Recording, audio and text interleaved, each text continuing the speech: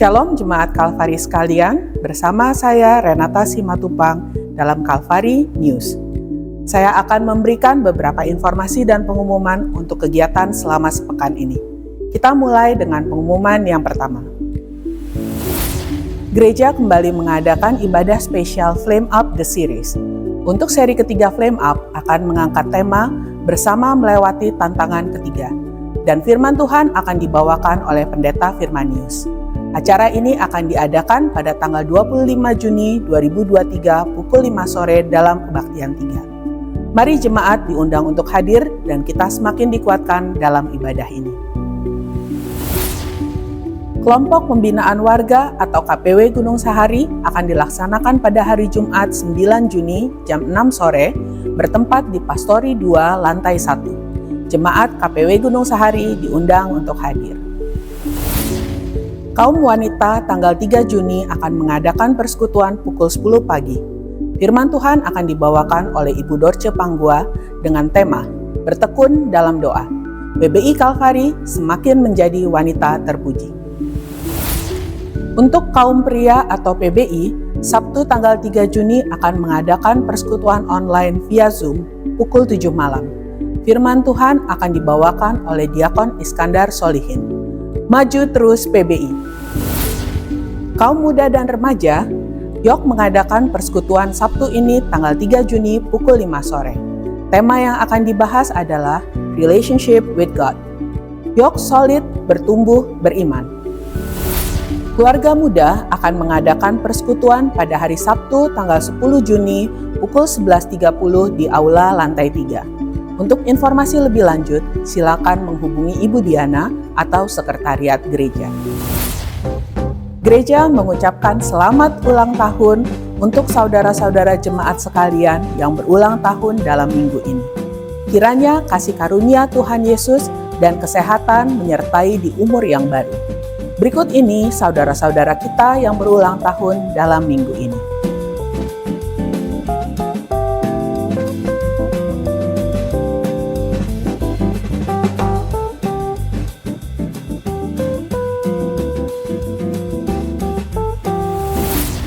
Demikianlah Kalvari News minggu ini, kiranya memberikan informasi dan menjadi berkat bagi kita sekalian. Better together. Kalvari News, this is my church.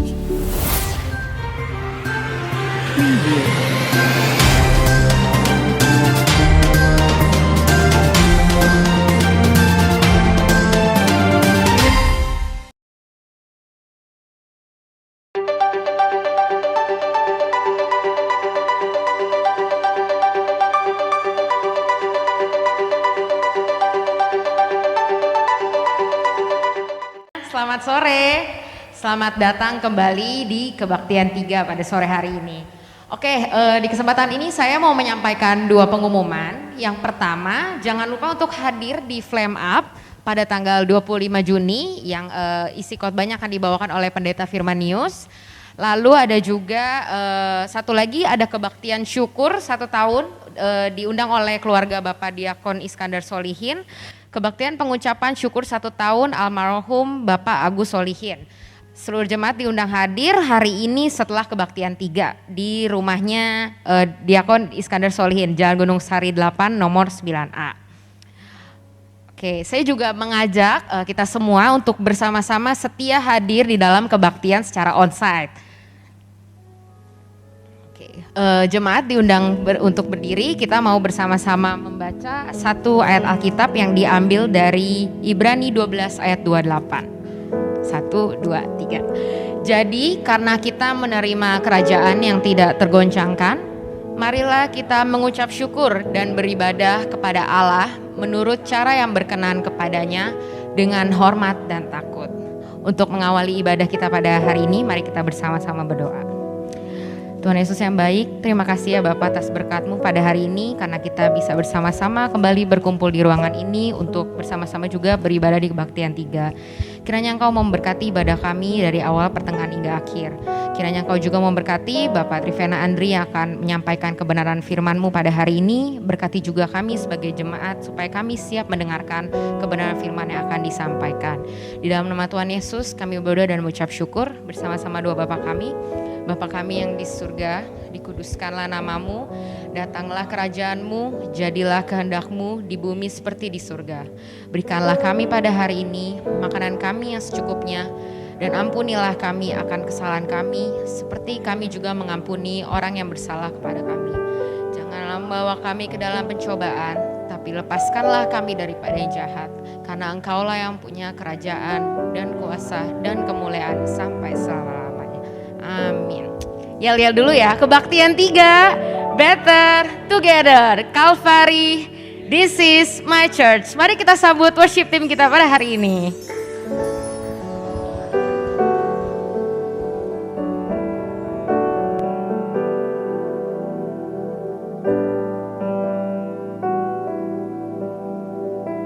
Terima kasih host.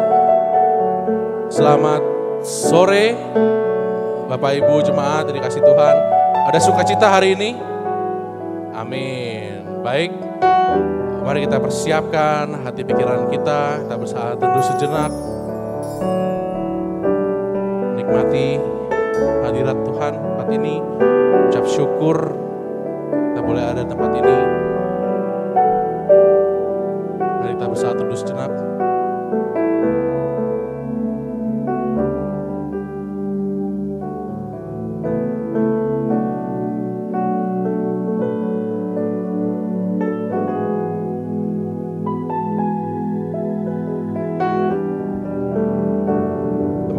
Berkat kasih karunia Tuhan, biarlah kuasa Roh Kudus mengalir tempat ini.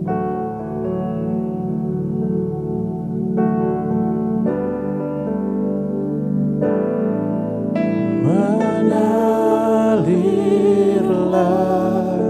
kuasa Roh Kudus, mengalirlah di tempat ini, mengalirlah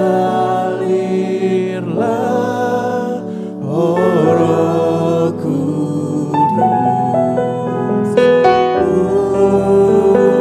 pulihkanku.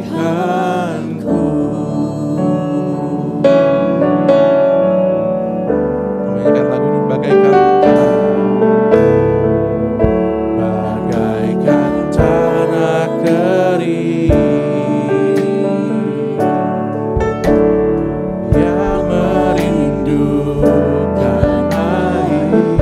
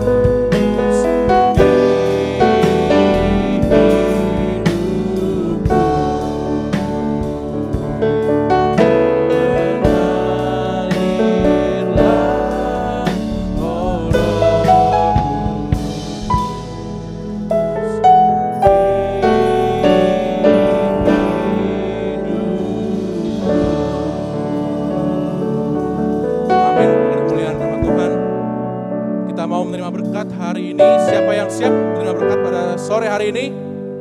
Amin. Ada sukacita sore ini? Baik, oke, kita nyanyi bersama-sama. Masuk gerbangnya bersyukur. Sebab Tuhan baik. Kita percaya di tempat ini kita ada hanya karena kebaikan Tuhan. Tuhan baik.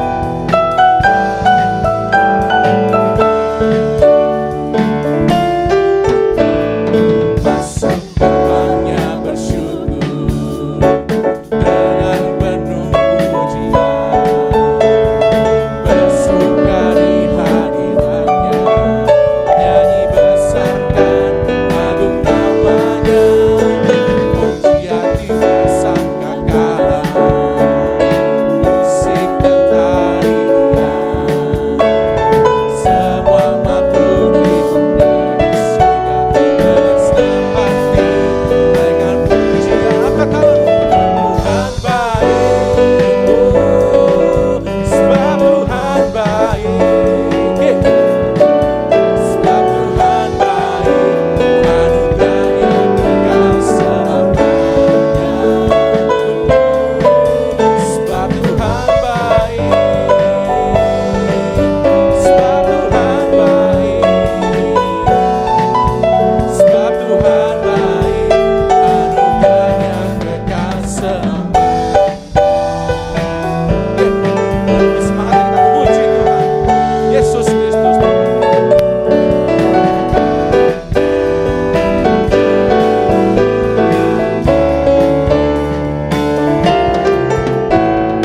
Yesus Kristus Allah Tuhanku, pencipta segalanya, datang sujud di hadapannya, angkat tanganmu, naikkan pujian, pujian tulah sangka kalah, musik dan tarian. Semua makhluk di bumi di surga dengan senang hati naikkan pujian. Sebab Tuhan baik, oh, sebab Tuhan baik, sebab Tuhan baik, anugerahnya kekal selamanya.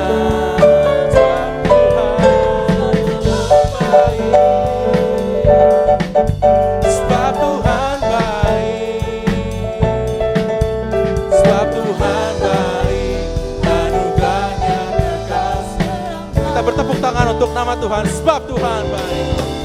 Sebab Tuhan baik, sebab Tuhan baik, oh, sebab Tuhan baik, anugerahnya kekal selamanya. Sebab Tuhan baik, sebab Tuhan baik, sebab Tuhan baik, anugerahnya kekal selamanya. Sebab Tuhan baik, sebab Tuhan baik, anugerahnya kekal selamanya. Sebab Tuhan baik, anugerahnya kekal selamanya. Amin. Tuhan baik dalam hidup kita semua. Amin. Amin. Kita lanjut memuji Tuhan. Masih semangat? Masih. Percaya dalam nama Tuhan Yesus ada kuasa yang besar, kuasa yang tak terbatas. Amin. Ada kuasa.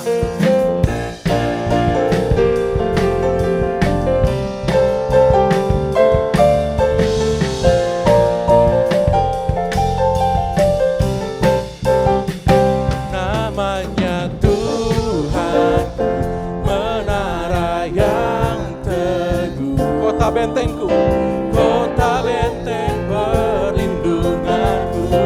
Allah, Allah yang perkasa, Dia Bapa yang kekal, gunung batu keselamatanku. Engkau yang termulia. Amin. Di surga dan masuk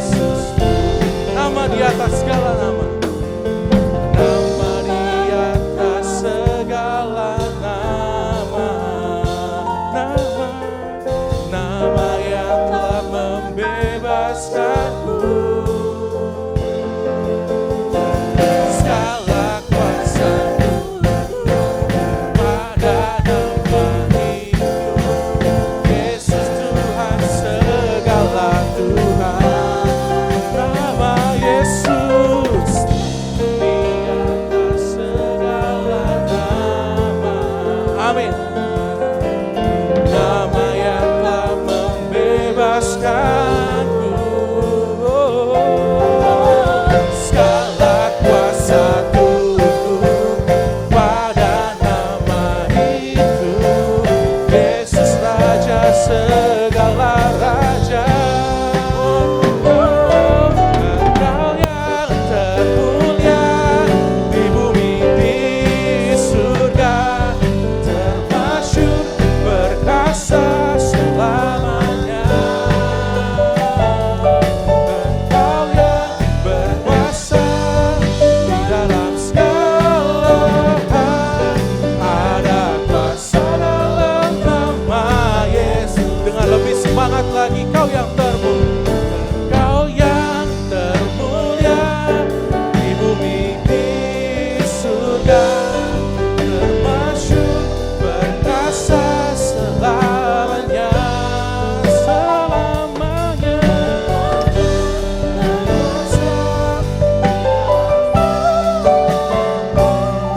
Ada kuasa dalam nama Yesus. Kita katakan ada kuasa. Ada kuasa dalam nama Yesus. Ada kuasa. Ada kuasa dalam nama Yesus.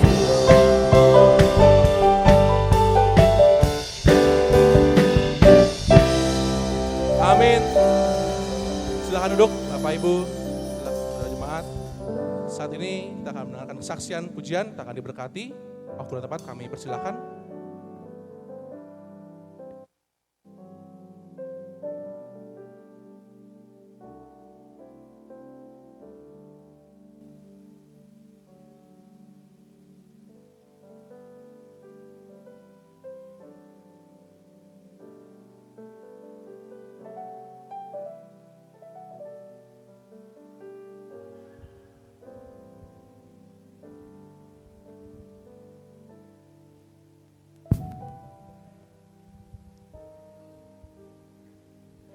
Shalom.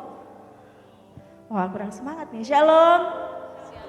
Puji Tuhan ya kalau kita malam hari ini bisa berkumpul bersama-sama memuji dan memuliakan nama Tuhan. Saat ini kita akan menyanyikan satu pujian yang tentunya pasti akan memberkati kita. Lagu ini menyatakan bahwa Tuhan tak pernah janji hidup kita akan lurus-lurus saja ya. Tidak akan ada duri. Tapi Tuhan pernah janji kalau dalam setiap kita melewati duri-duri dalam kehidupan kita, Tuhan akan terus memberikan kita kekuatan. Tuhan tak pernah janji.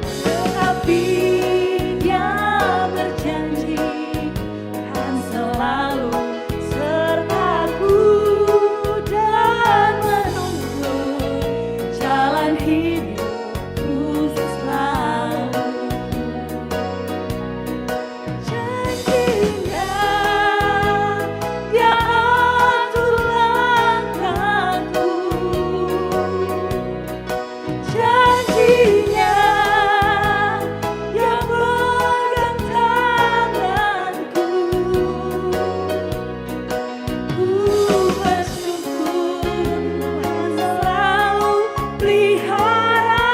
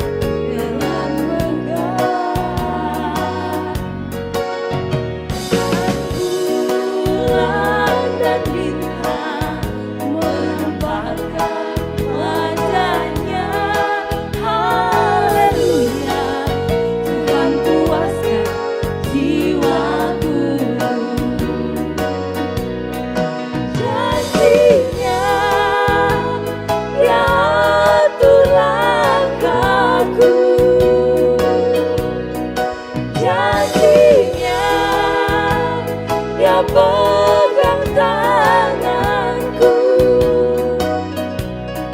Ku bersyukur Tuhan selalu peliharaku. Kau satu kali awan derang dan berlalu, surya bersinar dengan megah,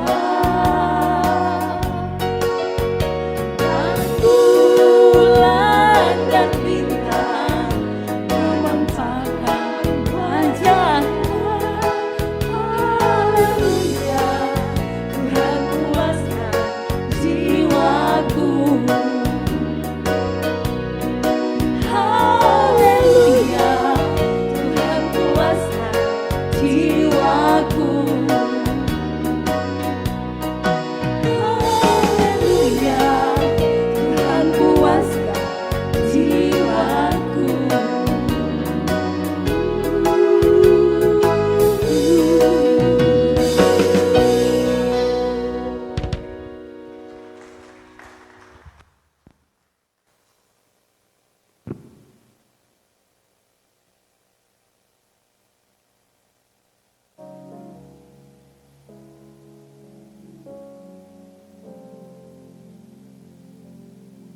Kan kita diberkati oleh IPK ya, bukan sekolah ya, sekolah. Tahu saya IPK sekolah, Ibu Pendeta Kalvari. Berarti minggu depan harusnya giliran BPK, Bapak Pendeta Kalvari. Oh bukan ya? Oke, baik. Terima kasih. Sungguh pujian sangat memberkati. Kita akan berdoa syafaat dan doa persembahan. Mari kita berdoa. Bapa, kami bersyukur, terima kasih untuk kasih Tuhan penyertaan-Mu dalam kehidupan kami di sepanjang minggu yang sudah kami lalui Bapa. Hingga saat ini kami melihat kebesaran Tuhan, kekuatan dan penyertaan Tuhan yang luar biasa dalam hidup kami, dalam setiap yang kami kerjakan, yang kami lakukan. Dan kami bersyukur di hari ini kami bisa kembali lagi untuk datang di hadapan-Mu. Kami membawa setiap pujian kami, penyembahan kami, bahkan hidup kami Bapa. Kami berdoa untuk bangsa dan negara Indonesia, bangsa dan negara, untuk seluruh para pemerintahan yang ada yang Bapa, Engkau yang berikan kekuatan dan hikmat kepada mereka dalam menjalankan setiap tugas dan tanggung jawab yang Kau percayakan bagi mereka untuk mengembangkan pekerjaan Tuhan melalui bangsa Indonesia ini. Kami percaya bahwa Engkau Allah yang luar biasa, Kau sumber hikmat dan pengetahuan sehingga semua yang mereka lakukan, yang mereka kerjakan untuk bangsa ini, semua hanya bagi kemuliaan nama-Mu. Kami berdoa juga untuk Gereja Baptis Indonesia Kalvari, untuk seluruh hamba-hamba-Mu Tuhan yang Engkau tetapkan untuk melayani di tempat ini. Kau berikan mereka kekuatan dan kemampuan dalam menjalankan visi Tuhan, dalam memimpin, bahkan terlibat untuk bersama-sama bertumbuh untuk mengenal Engkau Tuhan, baik dalam memimpin jemaat-Mu. Biarlah gereja ini adalah gereja yang semakin luar biasa dan setiap para jemaat mereka rindu akan setiap mengenal Engkau melalui firman-Mu, sehingga gereja ini yang semakin bertumbuh dalam mengenal Engkau. Berdoa juga untuk saat ini kami memberikan persembahan kami, biarlah Tuhan yang memberkati setiap kami yang memberi, dan persembahan ini biarlah digunakan untuk kepentingan dan pekerjaan Tuhan bagi Gereja Indonesia Kalvari. Terima kasih Bapa, di dalam nama Tuhan kami Yesus Kristus kami telah berdoa. Amin. Kita percaya bahwa dalam setiap perjalanan, bahkan setiap proses yang kita hadapi, ada keadaan situasi yang berat, bahkan ada situasi yang bagi kita gak bisa melewati, bagi kita gak mampu untuk menghadapinya. Tetapi dalam pujian yang kita nyanyikan ini, kita menyatakan bahwa kita sujud hanya di altarnya, kita sujud hanya di hadapannya.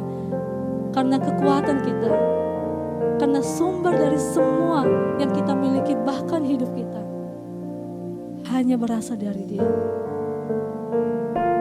Kita sama-sama nyanyikan lagu.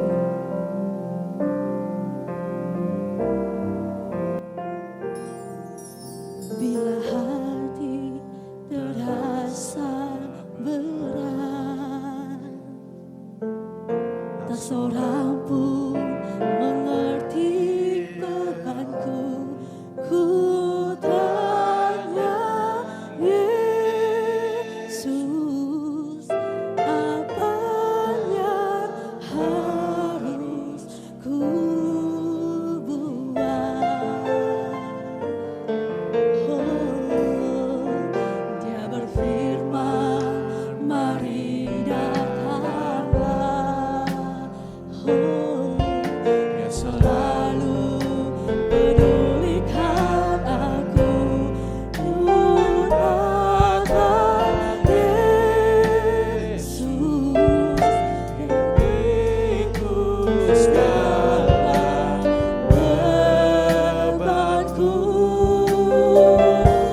Sujud di altarnya, ku bawa hidupku, ku terima anugerahnya, Dia ampuniku dan bebaskanku. Dia ubah hidupku, baharui hatiku.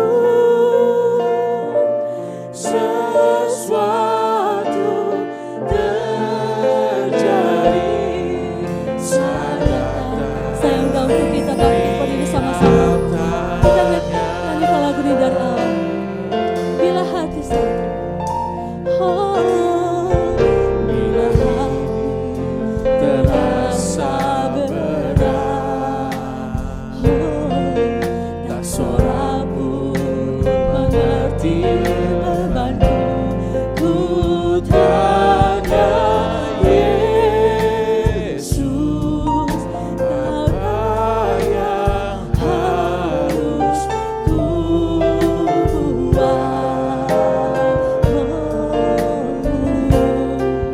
Dia berfirman, mari datanglah.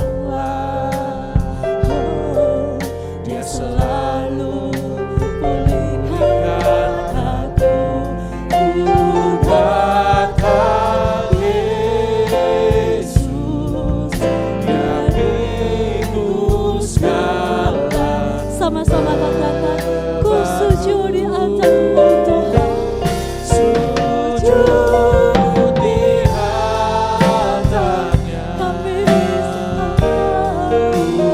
bawa hidup. Benar ya Bapak, kami membawa hidup kami.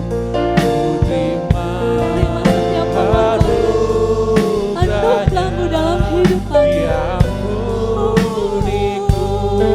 Dan bebaskanku. Ubah hidupku, baharui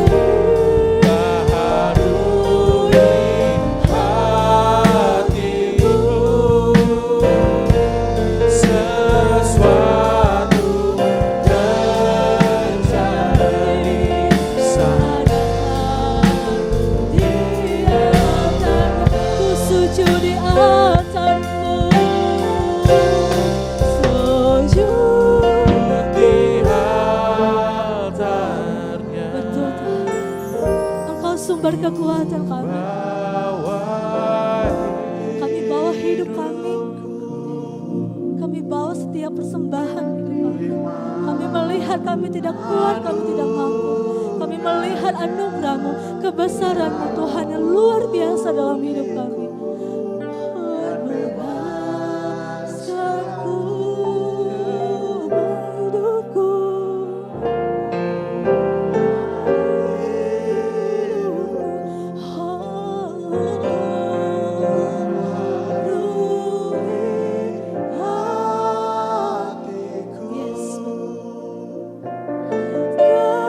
Sesuatu terjadi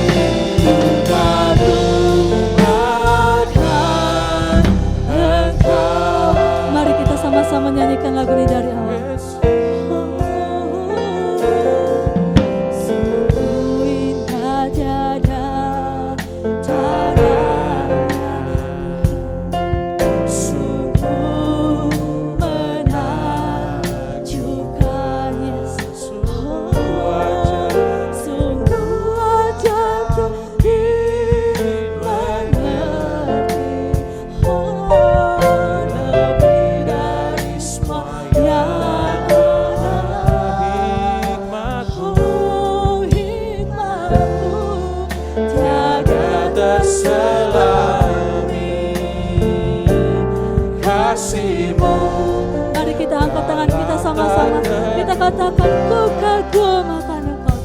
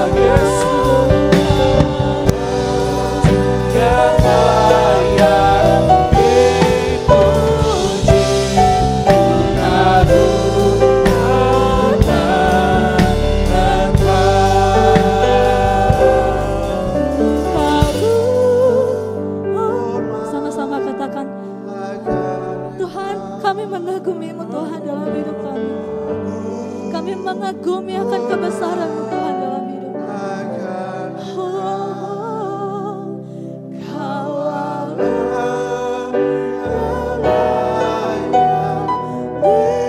dipuji, ku kagum akan Engkau, Kau yang layak, Kau Allah yang layak dipuji, ku kagum akan Engkau.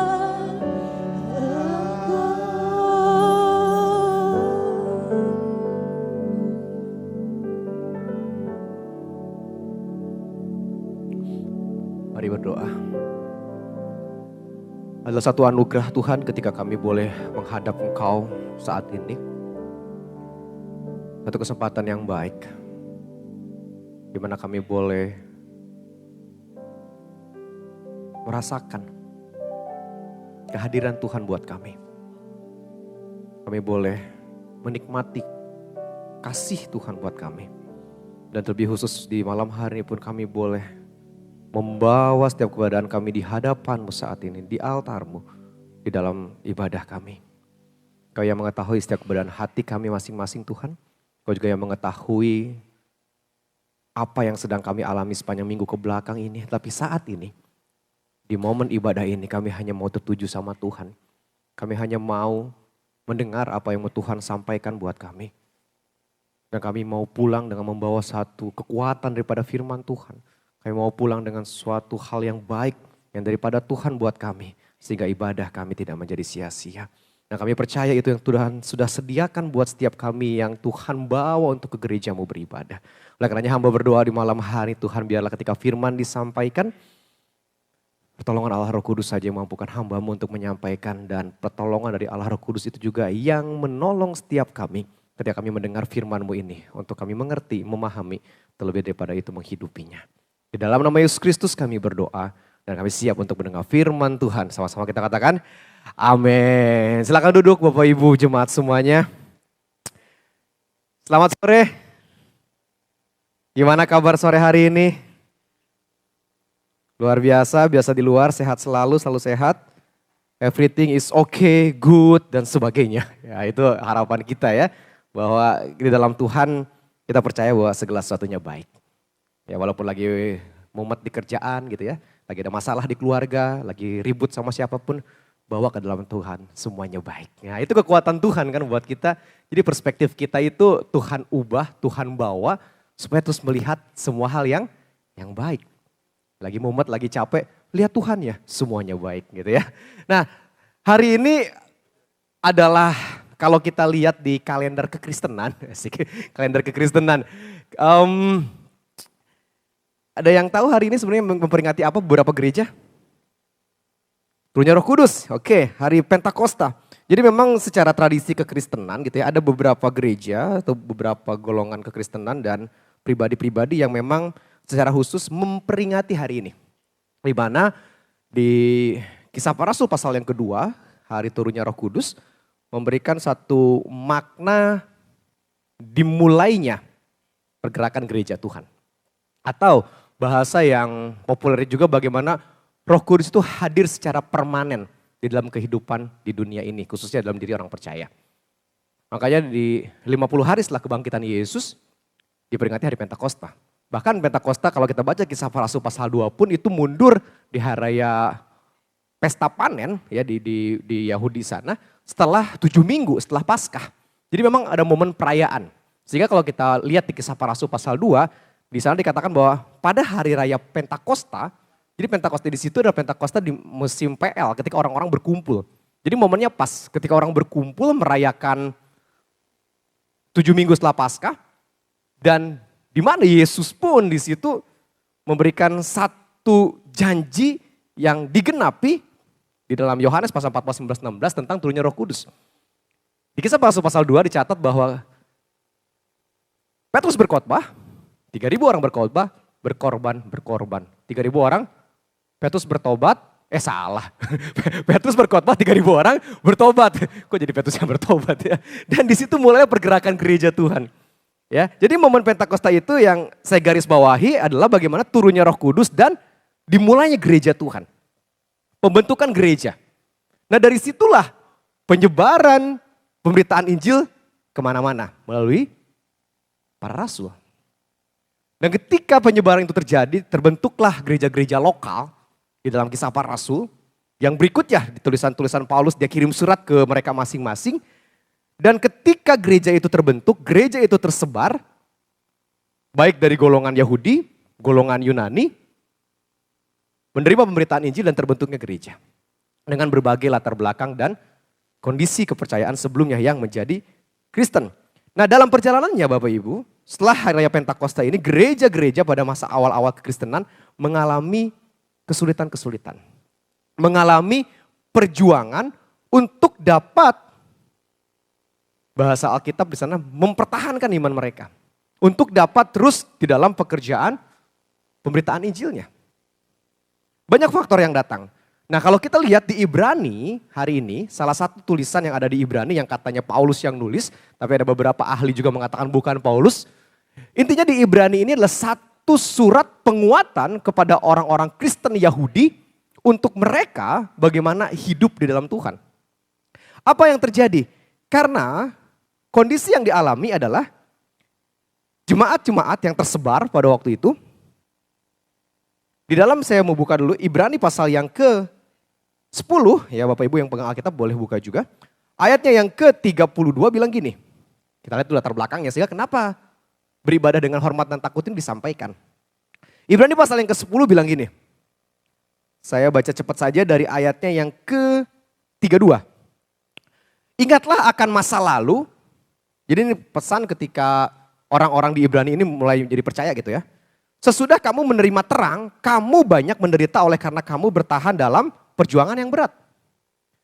Baik waktu kamu dijadikan tontonan oleh cercaan dan penderitaan, maupun waktu kamu mengambil bagian dalam penderitaan mereka yang diperlakukan sedemikian. Ayat 34. Memang kamu telah turut mengambil bagian dalam penderitaan orang-orang hukuman, dan ketika hartamu dirampas, kamu menerima hal itu dengan sukacita. Sebab kamu tahu bahwa kamu memiliki harta yang lebih baik dan yang lebih menetap sifatnya. Sebab itu janganlah kamu melepaskan kepercayaanmu, karena besar upah yang menantinya. Sebab kamu memerlukan ketekunan, supaya sesudah kamu melakukan kehendak Allah, kamu memperoleh apa yang dijanjikan. Jadi ada fakta yang menyatakan bahwa kekristenan pada waktu itu, khususnya yang dituju oleh surat Ibrani ini, sudah mulai luntur nih. Imannya mulai luntur. Dan iman yang luntur itu berpengaruh di dalam bagaimana mereka beribadah kepada Tuhan. Di dalam Ibrani 10 masih ayat 25. Ayat yang sering kita baca kan. Janganlah kita menjauhkan diri dari pertemuan-pertemuan ibadah kita. Seperti dibiasakan oleh beberapa orang. Tetapi marilah kita saling menasehati dan semakin giat melakukannya menjelang hari Tuhan yang semakin dekat. Jadi gini Bapak Ibu teman-teman semua, karena kondisi tekanan faktor-faktor lingkungan yang ada, iman yang mulai luntur, kondisi-kondisi kesibukan, bahkan perjalanan kekristenan yang pada waktu itu menghadapi tekanan, banyak, ada, gak tahu jumlahnya berapa, Alkitab gak baca, tapi ada iman yang mulai luntur. Termasuk keberadaan mereka untuk datang beribadah bersama-sama. Ya, makanya ayat 25 pasal 10, janganlah kita menjauhkan diri dari pertemuan-pertemuan ibadah. Latar belakang berarti ada yang secara jelas tidak berkumpul dalam ibadah. Nah, ini kondisi yang terjadi dalam kekristenan pada waktu itu, yang dituju di surat Ibrani. Orang-orang yang menarik diri dari persekutuan, menarik diri dari gereja. Menarik diri dari bagaimana mereka hidup sebagai orang percaya. Nah kan pertanyaannya sekarang, ketika orang menarik diri di dalam kehidupannya ikuti Yesus, berarti dia sedang tidak baik-baik saja. Apapun latar belakangnya. Yang mau saya garis bawahi adalah kita bawa, nah bagaimana hidup kita saat ini? Sudahkah kita betul-betul maksimal ketika kita hormat kepada Allah? Ketika kita percaya sama Tuhan. Sudahkah kita maksimal betul di dalam kehidupan kita hari lepas hari saat ini, kita menghargai Tuhan, kita menghormati Tuhan yang punya kehidupan kita. Orang yang menghormati Allah akan terlihat dari cara hidupnya sebagai pribadi. Saya katakan sebagai pribadi, saya buat tuh di sini yang sungguh menjalani hidupnya bersama Tuhan. Orang yang percaya sama Yesus Kristus yang menghormati Allah akan terlihat dari hidupnya secara pribadi. Sebab perjalanan hidupnya dia pribadi. Iman itu kan pribadi. Dan sungguh menjalani hidupnya bersama dengan Allah. Kenapa kita perlu sih terus melihat Allah dengan segala keperkasaannya? Kenapa kita harus menjaga yang namanya hormat kepada Allah? Kenapa kita harus menjaga di dalam kehidupan kita ini harus tetap percaya sama Tuhan? Harus tetap menjalani hidup ini bersama Tuhan. Sebab di dalam Ibrani pasal 12, nah ini kondisinya nih. Ya, yang pegang Alkitab, Lembaga Alkitab Indonesia nulis apa di situ perikopnya? Apa? Perikopnya nulis apa ayat 18? Ibrani 12, sorry. Ibrani 12 ayat 18. Perikopnya nulis apa? Tanggung jawab yang berat. Ketemu enggak? Atau saya yang salah? Betul ya? Betul ya? Saya pikir ada yang keliru. Tanggung jawab yang berat. Artinya memang ada tanggung jawab Bapak Ibu saudara yang kasih Tuhan ketika kita ikuti Yesus. Ketika kita hormat kepada Allah, ada tanggung jawab yang besar. Yang harus kita pegang sebagai orang percaya. Ada tanggung jawab yang sungguh. Yang kita bawa sebagai umat tebusan Tuhan. Dan itu kita bawa dalam kehidupan kita sehari-hari. Termasuk dalam hal beribadah. Bagaimana sikap kita ketika kita bertemu dengan Allah. Kita baca sama-sama ya. Dari mulai ayat 12. Sikap hati orang yang menghormati Allah itu gimana? Kita baca sama-sama. Di Ibrani pasal 12 ayat, ini banyak, 18 sampai 29, tapi gak apa-apa kita baca. 1, 2, 3. Sebab kamu tidak datang kepada gunung yang dapat disentuh dan api yang menyala-nyala, kepada kekelaman, kegelapan, dan angin badai, kepada bunyi sangkakala dan bunyi suara yang membuat mereka yang mendengarnya memohon, supaya jangan lagi berbicara kepada mereka. Sebab mereka tidak tahan mendengar perintah ini. Bahkan jika binatang pun yang menyentuh gunung, ia harus dilempari dengan batu. Dan sangat mengerikan pemandangan itu. Sehingga Musa berkata, aku sangat ketakutan dan sangat gemetar. Lanjut ayat 22. Tetapi kamu sudah datang ke Bukit Sion, ke kota Allah yang hidup, Yerusalem sorgawi, dan kepada beribu-ribu malaikat. Suatu kumpulan yang meriah, dan kepada jemaat anak-anak sulung yang namanya terdaftar di sorga, dan kepada Allah yang menghakimi semua orang, dan kepada roh-roh orang-orang benar yang telah menjadi sempurna. Dan kepada Yesus, pengantara perjanjian baru, dan kepada darah percikan yang berbicara lebih kuat daripada darah Habel. Jagalah supaya kamu jangan menolak Dia yang berfirman. Sebab jikalau mereka yang menolak Dia yang menyampaikan firman Allah di bumi tidak luput, apalagi kita jika kita berpaling dari Dia yang berbicara dari sorga. 26. Waktu itu suaranya menggoncangkan bumi, tetapi sekarang Ia memberikan janji. Satu kali lagi aku akan menggoncangkan bukan hanya bumi saja, melainkan langit juga. Ungkapan satu kali saja menunjuk kepada perubahan pada apa yang dapat digoncangkan. Karena ia dijadikan supaya tinggal tetap apa yang tidak tergoncangkan.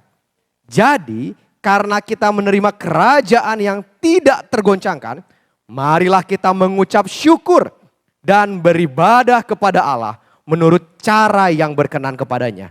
Dengan hormat dan takut, sebab Allah kita adalah api yang menghanguskan. Bapak Ibu sering kasih Tuhan, untuk kita punya sikap ya dalam kehidupan ini. Menaruh hormat kita kepada Allah. Di dalam Ibrani pasal 12 ayat yang ke-28. Membawa kepada kita. Yang pertama, ayat ini mengajarkan kita untuk kita mengucap syukur. Marilah kita mengucap syukur. Mengucap syukur adalah ungkapan terima kasih kita kepada Allah atas kasih-Nya yang tak terhingga. Kita diberikan kesempatan untuk hidup dalam kerajaan yang penuh dengan anugerah dan berkat-Nya. Kenapa dalam ibadah kita menaruh hormat dan takut sama Tuhan, kita harus mengucap syukur? Kan gitu pertanyaannya. Kenapa kita harus mengucap syukur? Kalau kita baca tadi ayat sebelumnya, penulis Ibrani memperbandingkan bagaimana begitu mengerikannya ketika seseorang di dalam perjanjian lama bertemu dengan Allah. Ya, saya singgung sedikit aja, yang mau lengkap nonton YouTube Kebaktian 2 tadi pagi. Pendeta Gen sudah khotbahkan lengkap, saya singgung sedikit saja. Keberadaannya adalah bagaimana, kalau kita tadi baca ayat 18 sampai 21. Kekudusan Allah itu, tempat kediaman Allah itu, tidak bisa sembarangan orang untuk didatangi.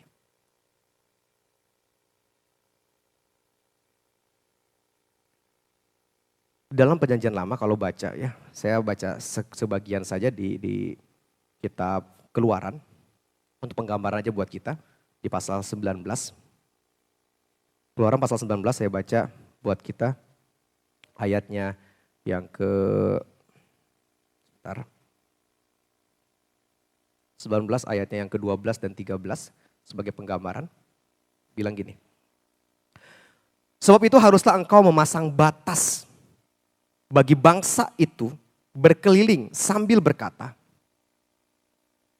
Jagalah baik-baik.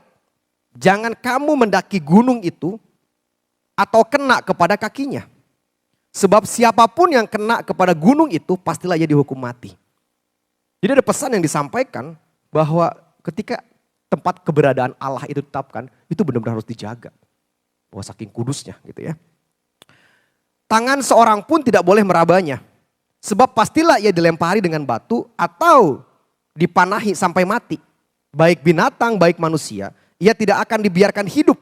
Hanya apabila sangkakala berbunyi panjang, barulah mereka boleh mendaki gunung itu. Maksudnya gini, di dalam peraturan perjanjian lama untuk orang bisa beribadah, untuk orang bisa datang sama Tuhan, mesti ikutin aturan-aturan yang ada yang ditetapkan. Gak bisa sembarangan. Kalau sembarangan datang sama Tuhan, bahasa Pretagis tadi pagi mati. Karena ketidaklayakan manusia untuk bisa datang sama Tuhan. Nah, penulis Ibrani mengingatkan itu. Tadi kalau kita baca ya, ayat 18 sampai dengan 21 menggambarkan kondisi-kondisi yang sebab kamu tidak datang kepada gunung yang sebelumnya itu. Jadi di sini penulis Ibrani menyampaikan, ini ibadah tuh udah semudah itu gitu datang sama Tuhan. Udah gak perlu repot-repot lagi tadi ke gunung, gak perlu repot-repot lagi bahasanya gitu ya. Mesti menyediakan segala sesuatunya buat ketemu Allah. Aksesnya sudah langsung kepada Tuhan. Ketika kematian Yesus di kayu salib, membuka tabir bait Allah dan melayakkan setiap orang yang percaya datang sama Tuhan. Kamu tidak datang kepada gunung yang disentuh dengan api yang membakar. Inilah yang saya katakan di dalam kita ibadah menaruh kagum kita. Hormat kita, takut kita sama Tuhan. Bawa itu dengan ucapan syukur. Karena ibadah itu, wow. Ucapan syukur gitu ya. Mari kita senantiasa mengucap syukur atas segala hal yang Allah berikan buat kita.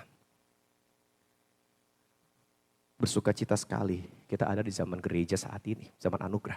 Segala sesuatunya itu ya anugerah. Gitu ya. Enggak sembarangan kalau perjanjian lama. Nah ini yang dikatakan bahwa menaruh kagum kita, hormat kita, takut kita sama Allah dalam ibadah. Sehingga orang yang ngerti, Bapak Ibu Saudara kita semua yang ngerti bagaimana sikap hati kita untuk beribadah. Gak akan lepas kok hidup kita dari namanya mengucap syukur. Buat semua kebaikan Tuhan yang sudah Tuhan beri buat kita. Tidak lepas dari mulut kita mengucap syukur. Ayat di Alkitab banyak sekali yang menerangkan tentang ucapan syukur. Banyak banget, saya baca buat kita 3 aja. 1 Tesalonika 5 ayat 18. Mengucap syukurlah dalam segala hal, sebab itulah yang dikehendaki Allah dalam Kristus Yesus bagi kamu. Kolose 3 ayat 17. Dan segala sesuatu yang kamu lakukan dengan perkataan perbuatan, lakukanlah semuanya itu dalam nama Tuhan Yesus. Sambil mengucap syukur oleh Dia kepada Allah.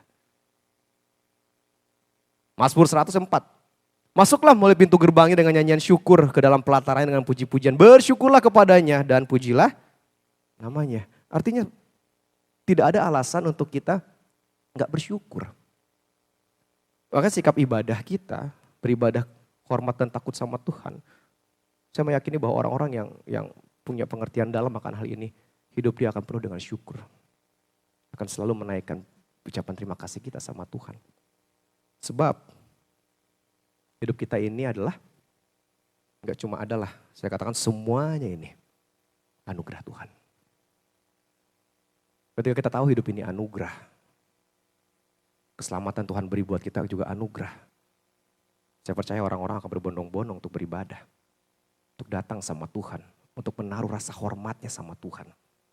Karena orang-orang ini tahu betul bagaimana hidupnya anugerah daripada Tuhan. Ya, bagian berikutnya. Yang kedua. Yang kedua bilang gini. Ayat ini juga mengingatkan kita untuk di pasal yang ke-12 atau 18. Setelah mengucap syukur dan beribadahlah kepada Allah menurut cara apa? Yang berkenan kepadanya. Kenapa sih harus pakai caranya Allah beribadah? Kan gitu. Karena inilah sekarang fenomena segala macam tentang peribadahan itu kan muncul. Termasuk yang mengatakan bahwa ibadah itu ya pribadi, ya saya setuju. Tapi ada bagian-bagian dari prinsip Alkitab yang kita tidak bisa lepaskan. Di dalam dasar kita beribadah sama Tuhan. Jangan sampai masa anugerah ini kita pakai karena bisa bebas kita beribadah kepada Tuhan. Bisa bebas kita kapan aja datang sama Tuhan. Bisa bebas kita melakukan segala sesuatu zaman anugerah ini. Tapi hati-hati. Keliru ketika kita memakai cara kita untuk beribadah kepada Allah. Ketika penulis Ibrani mengatakan beribadahlah kepada Allah menurut cara yang berkenan kepadanya. Kenapa? Karena kondisinya ada beberapa jemaat yang beribadah dengan caranya mereka sendiri. Tidak sesuai dengan firman Tuhan, tidak sesuai dengan apa yang mau Tuhan sampaikan. Makanya keliru, ya hati-hati. Ketika kita memakai cara kita untuk beribadah kepada Allah. Misalnya apa caranya kita? Misalnya, semaunya kita. Apalagi beribadah dengan cara kita. Sebisanya kita. Apalagi sesempatnya kita. Apalagi seingatnya kita. Apalagi semaunya kita. Apalagi, ya pokoknya semua caranya kita. Tuhan, saya mau ibadah tapi tergantung saya ya. Saya mau berdoa tergantung saya. Saya mau baca Alkitab tergantung saya. Saya mau datang sama Tuhan tergantung saya. Saya mau datang ke gereja tergantung saya. Semua peraturan tentang ibadah diatur dengan cara kita sendiri. Keliru. Di mana kita menaruh rasa hormat dan takut kita sama Tuhan? Kalau kehidupan peribadahan kita atur dengan maunya kita. Ya, sehingga di sini dikatakan dan beribadahlah kepada Allah, pengajarannya menurut cara yang berkenan kepadanya. Ibadah yang sungguh kepada Allah adalah ibadah yang dilakukan dengan hati yang tulus dan penuh cinta. Iman kita tidak boleh hanya menjadi sebuah ritual atau kewajiban kosong, tapi harus tercermin dalam tindakan nyata yang menghormati Allah dan memuliakannya. Karena ayat yang ke-22 tadi katakan ya, di masa anugerah ini. Tetapi kamu sudah datang ke Bukit Sion, kota Allah yang hidup, Yerusalem. Jadi perpindahan kondisi dalam peribadatan di dalam perjanjian baru. Setelah Pentakosta tadi, di zaman anugerah, zaman gereja. Saya Bapak Ibu Saudara bisa langsung beribadah sama Tuhan. Bisa langsung merasakan kehadiran Tuhan. Gak perlu perantara-perantaraan nabi-nabi. Gak perlu perantara-perantaraan persembahan-persembahan dulu. Gak perlu ritual-ritual khusus seperti yang dicatat dalam Taurat. Bisa langsung kepada Tuhan. Tapi hati-hati keliru kalau kita akhirnya memakai anugerah itu.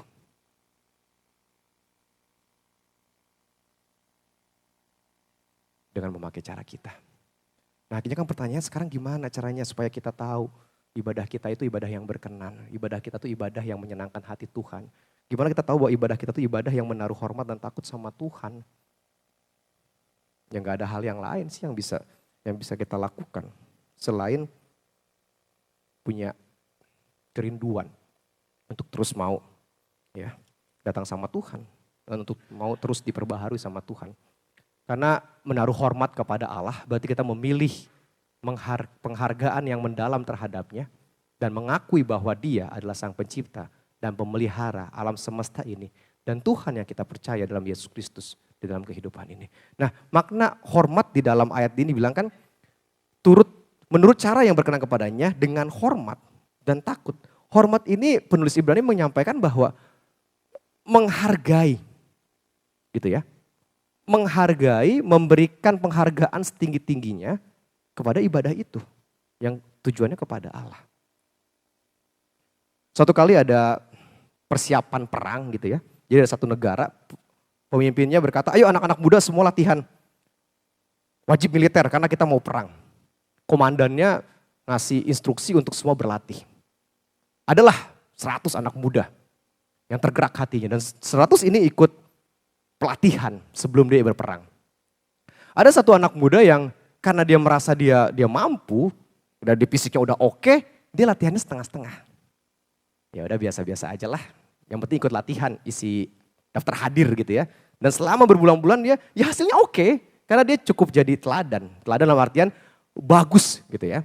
Dan ketika terus komandannya datang untuk ngasih tahu, ayo semua berlatih. Ya si anak muda ini berlatih tapi kayak gak menaruh respek sama komandannya karena merasa dirinya bisa. Dan betul dia bisa.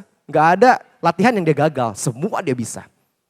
Berhasil. Tibalah hari H untuk pergi berperang. Lalu komandannya mengumpulkan 100 pasukan anak muda ini dan memberikan perintah. Oke, besok kita akan menyerang. Saya mengatur formasinya. Anak muda ini ditempatkan di barisan paling depan. Untuk maju berperang. Komandannya bilang, kamu paling depan, silahkan pimpin regu yang akan berperang ini. Anak muda ini dengan keyakinan dirinya gitu, oke. Pergilah berperang dan menang. Balik lagi, bilang ke komandannya, selesai, menang. Dari 100 prajurit kita cuma mati 3 orang. 97 orang masih selamat. Oke, siapkan latihan lebih keras, kata komandannya. Siapkan latihan lebih keras untuk kita akan menyerang daerah yang lain lagi. Oke, anak muda ini masih dengan kepercayaan dirinya dia bisa. Dia bisa, dan tiba-tiba perang itu lebih besar. Perang itu lebih besar dengan kondisi yang lebih banyak. Komandan ngasih instruksi, oke sekarang sekalian pergi berperang. Tapi sekarang kamu pasukan paling belakang. Gak bisa dong, saya harus paling depan. Kemarin saya menang. Enggak, kamu sekarang paling belakang. Biarkan yang lain. Gak bisa komandan, saya harus paling depan. Enggak, kamu paling belakang. Akhirnya ditaruh di paling belakang. Dan ketika di paling belakang, dia santai lagi. Dia santai lagi. Ya udah yang paling depan dulu kan udah biarin aja. Jadi di belakang santai-santai aja. Karena kan yang perang depan duluan kan. Dia santai aja. Saya depan aja menang apalagi di belakang. Kan gitu. Lalu tiba-tiba ada serangan dari belakang. Ada serangan dari belakang dan dia gak siap. Dan serangan dari belakang dia gak siap dan anak muda itu mati. Lalu komandannya memberikan, setelah selesai berperang pada waktu mereka kalah, komandannya memberikan instruksi kepada sisa-sisa prajurit anak muda itu bilang gini. Ya mungkin kalian merasa hebat dengan segala situasi keadaan yang kalian bisa untuk melakukan. Tapi sadarkah ada sisi yang kosong yang kalian kadang lupa. Terlalu fokus dengan apa yang kalian bisa. Tapi lupa mengisi sisi belakang. Sisi-sisi yang kadang gak kita isi. Karena terlalu fokus dengan hal depan. Lalu komandan itu bilang gini. Kalau mau jadi prajurit yang hebat. Bukan cuma jago untuk menyerang. Jago juga untuk bertahan. Bukan cuma jago mengatur serangan di depan, jago juga untuk bertahan di belakang. Maksudnya gini Bapak Ibu, kita semua punya semangat dan antusias yang tinggi untuk kita melakukan semua aktivitas kehidupan kita. Tapi kadang kita lupa menjaga pertahanan yang paling kokoh, pertahanan yang paling kuat dalam kehidupan ini apa? Menaruh hormat kita sama Tuhan. Mungkin kita berhasil dengan apa yang Tuhan percayakan buat kita. Pekerjaan kita, keluarga kita, apapun itu Tuhan bawa kita berhasil, tapi kadang kita gagal. Gagal untuk menaruh hormat kita kepada Allah yang sebenarnya itu merupakan pertahanan yang paling kuat. Merupakan pertahanan yang paling penting. Apalagi ditambah selain hormat, kita juga takut akan Allah. Sadar akan kuasa dan kekudusan Tuhan. Yang menghasilkan ketaatan dan penghormatan yang sungguh dalam hidup kita sehari-hari. Terjadinya perubahan hidup semakin serupa dengannya. Jadi gak hanya fokus untuk kita mengejar terus ke depan untuk menang, yes. Apalagi firman Tuhan dikatakan kita lebih dari pemenang gitu ya. Semua lakukan semua yang baik, betul. Tapi jangan lupa ayo taruh hormat kita dan takut kita sama Tuhan. Itu dasar yang paling kuat. Itu pertahanan kita. Karena ketika kita gagal, tahanan kita kuat karena kita punya Tuhan. Orang yang gagal di depan, kalau pertahanannya dirinya gak kuat, dia akan hancur. Ya. Terakhir, dalam kehidupan kita yang sibuk dan seringkali terpengaruh oleh dunia ini. Kadang-kadang kita dapat kehilangan penghormatan dan rasa takut kita kepada Allah. Termasuk cara ibadah yang jadinya diatur dengan cara kita. Ini ajakan buat kita gitu ya. Saya ketika pelajari firman Tuhan untuk kita sampaikan saat ini. Ampuni saya Tuhan kalau saya pun dalam pelayanan gitu ya. Dalam peribadatan sama Tuhan kadang-kala masih ada sikap egois saya. Yang merasa bahwa saya bisa kok. Saya percaya mampu kok. Saya pun sama. Mengintrospeksi diri ketika baca firman Tuhan ini. Pelayanan ini caranya kamu Ndri atau caranya Tuhan? Kamu pelayanan di Yok ini maunya kamu Ndri, yang kamu lakukan atau maunya Tuhan? Sama kita juga perlu introspeksi itu. Apa yang kita lakukan sekarang? Pekerjaan kita, pelayanan kita. Segala pengaturan kita di rumah tangga, studi kita.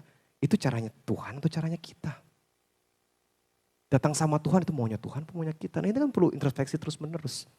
Untuk kita semakin serupa dengan gambaran anaknya Yesus Kristus. Ya. Sebagai umat yang menerima kerajaan Allah, yang tidak tergoyahkan, yang tadi tidak tergoncangkan itu karena bersifat kekal gitu ya. Kalau ayat yang sebelumnya tadi, karena kita sudah mendapat kerajaan yang tidak tergoncangkan, yaitu surga nanti. Marilah kita hidup dengan sikap yang selalu bersyukur, kita tidak boleh melupakan anugerahnya dan memandang remeh kasih karunia-Nya. Mari kita hidup dalam rasa syukur yang sungguh-sungguh menghargai dan menghormati Tuhan dalam segala hal. Dalam ibadah kita menyatakan rasa takut dan hormat kita kepadanya. Marilah kita menjadi umat yang hidup dalam rasa syukur dan menyenangkan hati Tuhan. Dan mengerti betul bahwa segala kehidupan ini di dalam pengaturannya kita pakai caranya Tuhan. Ya, saat ini jikalau masih ada yang merasa bahwa segala sesuatunya diatur dengan caranya kita, maunya kita, saatnya minta pertolongan Tuhan untuk Tuhan ubahkan. Sederhana mudah kok, gimana sih kita tahu caranya bahwa kita mengatur hidup ini ibadah dengan caranya kita? Gimana caranya taunya? Gampang. Kita gak pernah tanya Tuhan dalam melakukan sesuatu. Kita gak pernah datang sama Tuhan dalam melakukan sesuatu. Berarti itu caranya kalian, caranya Bapak Ibu Saudara, caranya saya. Tapi sebaliknya orang yang selalu datang sama Tuhan, orang yang selalu datang sama Tuhan, di balik segala sesuatu dia akan mengatur hidupnya dengan caranya Tuhan. Beribadah dengan hormat dan takut. Berarti kita mau ibadah dan hidup kita dijalankan dengan caranya Tuhan. Mari kita berdoa. Bapak terima kasih, kami bersyukur bahwa firman Tuhan begitu kaya. Bahkan bisa saja di antara kami mendengar khotbah dari Ibrani ini dari kebaktian 1, 2, dan 3.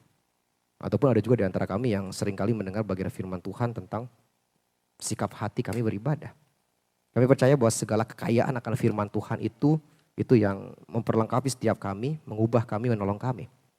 Dan saat ini sama hamba berdoa Tuhan, apa yang telah Tuhan sampaikan oleh hamba-Mu, selebihnya Allah Roh Kudus yang memampukan sehingga firman itu menggema dalam kehidupan kami.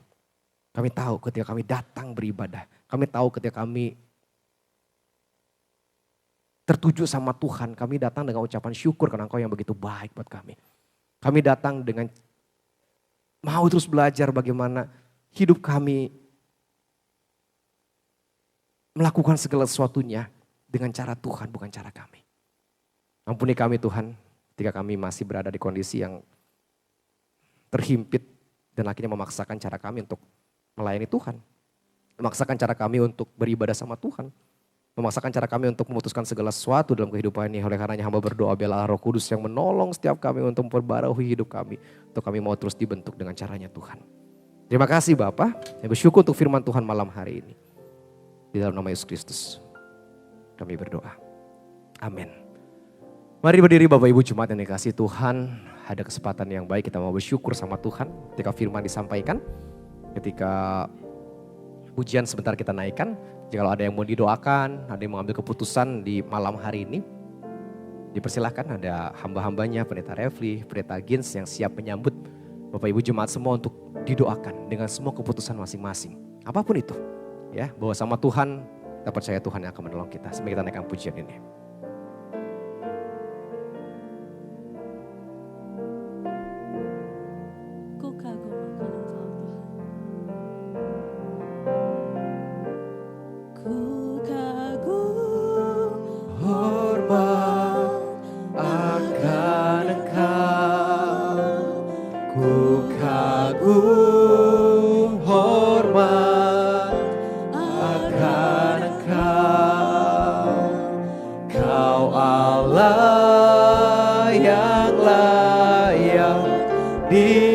Dipuji, ku kagum akan Engkau, ku kagum hormat akan Engkau, ku kagum hormat akan Engkau, Kau Allah yang layak dipuji, ku kagum akan Engkau. Kita sama-sama nyanyikan lagu ini.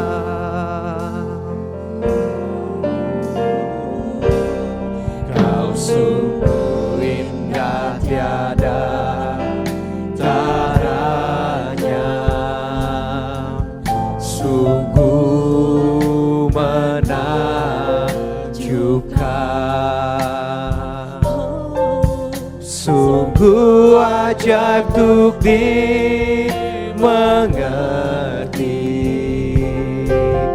lebih dari semua yang ada. Hikmat-Mu tiada terselami, kasih-Mu dalam tak terduga. Kau sungguh indah tiada taranya, mulia dan berkuasa. Ku kagum hormat akan Engkau, ku kagum hormat akan Engkau. Kau Allah yang layak dipuji, ku kagum akan Engkau. Sekali lagi katakan ku kagum akan Engkau. Ku kagum Hormat akan Engkau, ku kagum hormat akan Engkau. Kau Allah yang layak dipuji, ku kagum akan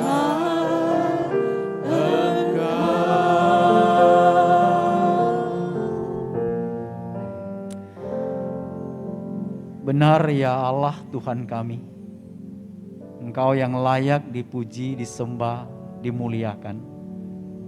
Kami kagum punya Allah yang besar, yang dahsyat, yang mengerti akan kehidupan kami. Kami ada di tempat ini, kami menikmati kehadiran-Mu. Kami membawa puji-pujian kami kepadamu.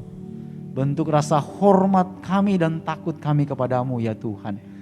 Karena memang Engkau yang satu-satunya Allah yang layak ditinggikan, layak diagungkan di dalam kehidupan kami. Kami sangat bersyukur dalam kesempatan ini, di dalam kebaktian ini. Kami bisa menikmati kebaikan Tuhan.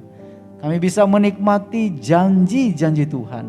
Kami bisa menikmati berkat-berkat Tuhan yang sudah diberikan kepada kami. Melalui lagu-lagu yang sudah kami nyanyikan bersama-sama.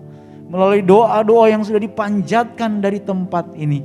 Dan juga kebenaran firman Tuhan yang sudah mengingatkan kepada kami semuanya. Kami bersyukur untuk semua ini ya Tuhan. Kami percaya kami ada di tempat ini bukan karena kebetulan, tetapi bagian dari rencana Tuhan yang besar dalam hidup kami. Sehingga kami ada satu kesatuan untuk bisa menyembah, memuji, memuliakan Tuhan di dalam kebaktian 3 ini. Terima kasih Tuhan, terima kasih. Kami meletakkan semuanya hanya kepadamu ya Tuhan. Secara khusus hamba berdoa menyerahkan seluruh kami yang sudah hadir pada kesempatan di malam hari ini. Kami siap untuk melangkah di hari esok. Engkau pimpin dan tuntun mereka semua ya Tuhan. Dalam perjalanan hidup mereka, Engkau bersama dengan mereka, menyertai mereka, melindungi, menjaga mereka, memberkati mereka semua dalam segala hal. Biarlah kemurahan Tuhan, kasih setia Tuhan, kebaikan Tuhan melimpah dalam hidup mereka. Sehingga mereka tidak lupa terus bergantung penuh hanya kepada Tuhan. Dan tetap mempercayakan semuanya hanya kepada Tuhan saja. Dan melangkah di hari esok dengan terus dalam kehendak Tuhan dan sesuai dengan rencana Tuhan. Terima kasih Tuhan, terima kasih untuk semuanya. Kami sangat bersyukur di dalam kesempatan ini kami sudah bersama-sama menikmati ibadah ini. Dan kami nanti setelah ini akan pulang, sertai perjalanan pulang kami ya Tuhan. Biarlah kami semua tiba di rumah kami masing-masing dengan selamat dalam perlindungan Tuhan, penyertaan Tuhan. Dan akhirnya kami semua memuji Tuhan, bersorak kepada Tuhan karena pertolongan Tuhan nyata buat kami semuanya. Terima kasih Tuhan untuk semuanya. Terimalah berkat Tuhan Kiranya kasih Allah Bapa, damai sejahtera di dalam Tuhan Yesus Kristus, persekutuan di dalam Roh Kudus akan senantiasa memimpin menyertai kita semuanya. Mulai hari ini, besok, seterusnya, bahkan sampai selama-lamanya. Amin. Lebih luas dari samudra, kebaikan-Mu Bapa takkan habis di hidupku.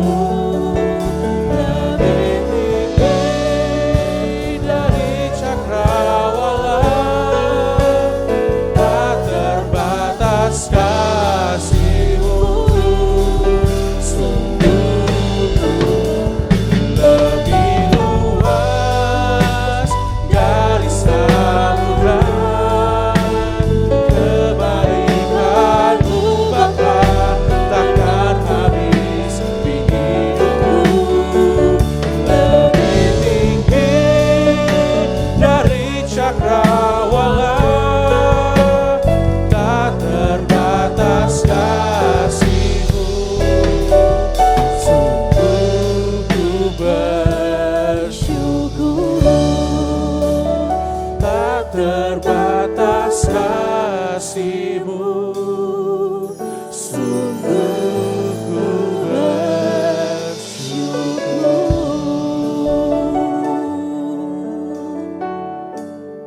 Persilakan duduk kembali. Mari kita bersatu dulu sejenak. Kita berterima kasih kepada Tuhan.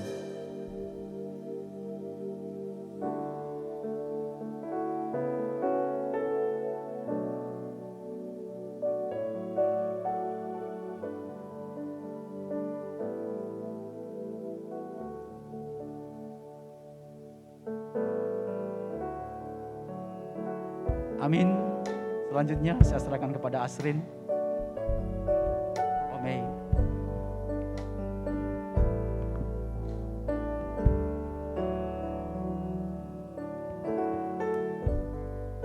Wah, puji Tuhan. Diberkati malam ini. Amin. Saat ini kita mau menyambut saudara kita yang baru pertama kali hadir. Ada ini Bapak Jo atau Saudara Jo ya, Jo Junior. Boleh dipersilakan untuk berdiri. Wah, kita berikan apresiasi, tepuk tangan. Mari Bapak Jo berdiri di depan, kita mau menyambut.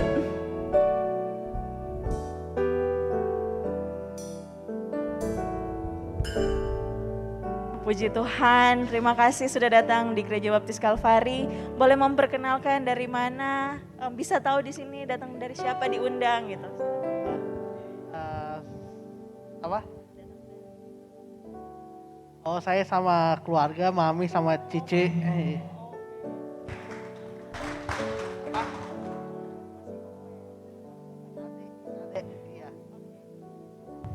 Wah, ini saudara kita yang kemarin baru datang ya, Ibu siapa? Lupa ya saya, Mama. Oh iya, Ibu Lalen sama anaknya, anaknya Laura ya. Dan ini adeknya berarti ya. Wah, welcome ya. Kita mau ngundang lagi ke depan ya. Ibu Laura dan Cilalen boleh maju ke depan. Kita mau memberikan, karena kita kasih tahu ya, kalau ada saudara yang mengajak saudara yang lain dapat coklat juga ya. Jadi kita mau kasih coklat. Boleh Bapak Pendeta yang menyerahkan dua-duanya, tiga-tiganya. Wah, puji Tuhan.